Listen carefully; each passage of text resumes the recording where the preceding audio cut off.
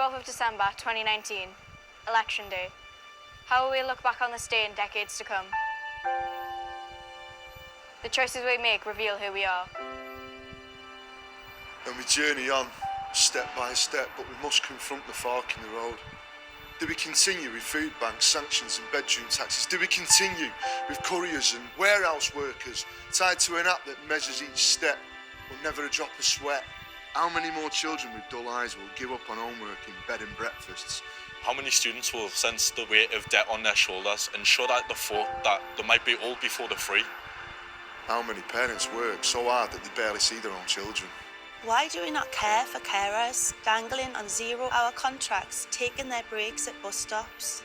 How many of the sick have been deemed fit for work, victims to a false god of austerity? This is the lives of millions. Now out of sight and ignored. Like shattered prisons, the undermanned youth detention centres festering in violence among written-off souls. And these are our neighbours. A country of millions living in fear hand to mouth.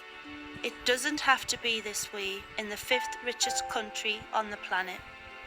It doesn't have to be this way. In a world where a minivan full of billionaires control more wealth than half of humanity. There's a fork in the road. A fierce choice is coming. Do we look across the Atlantic and tug the forelock and offer ourselves up like sacrificial lambs to corporate lawyers who will tear apart any regulation or shred of decency that interferes with profit? There's a fork in the road. And a mighty choice is coming. On the 12th of December. Is it the survival of the fittest? Or is it the ancient challenge long before even the good book or scraped on Egyptian papyrus? Of loving thy neighbour as thyself. We are brilliant. We can make a plan. However imperfect, it's still a plan. For us, for life on our planet, and for those yet to come. There's a fork in the road. There's a fork in the road. And is it I? Is it I? I. Or is it we?